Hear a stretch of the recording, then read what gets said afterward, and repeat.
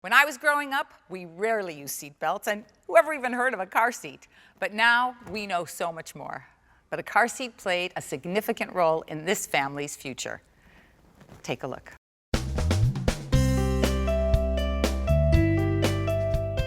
As a race car driver and enthusiast, Chris Arthur has a keen knowledge about the importance of car safety equipment, especially in a car crash. One of the things that we've seen over the years in racing that's most detrimental in a crash is the impact that the head takes.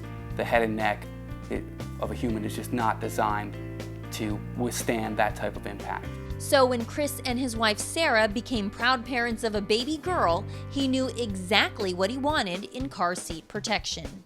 He found it in the engineering design of Durrell's Air Protect technology system, with its air chambers and head wings designed to protect children in side-impact collisions. And he said, I don't care what nursery you have, I don't care what bottle she uses, but I'm picking out the car seat. And so I said, okay, I trust your judgment. It turned out to be a life-saving decision.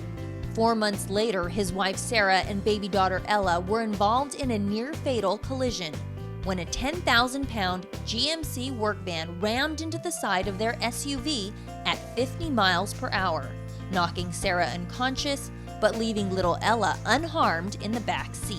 I got out of the car and pulled the car seat out, and I guess I really realized that it was such a wonderful seat when she was sitting there holding her hands, looking at me like, let's do it again, Mommy. Yummy.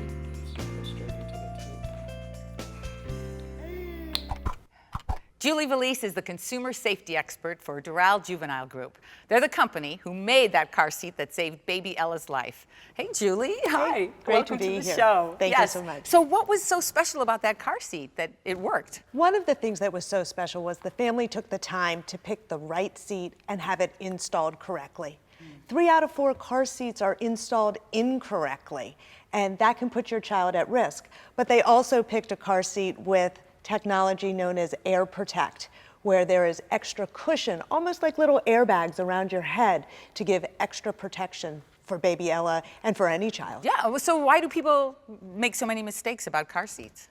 Well, it's a difficult thing. You know, you don't need a PhD in beltology or seatology. It just seemed like you do. It's exactly. Pretty soon the kid does it himself. What you do need is to take the time. Yes. To take the time to make sure that the car seat that you have chosen is going to be one that you use correctly every time, right, and that it's installed correctly. Right, but because we have so many, federal regulations, aren't they all the same, or shouldn't they be? Car seats do have to meet federal regulations, and so the safety of a seat isn't really what's so much in question. It's making sure that the right child is in there.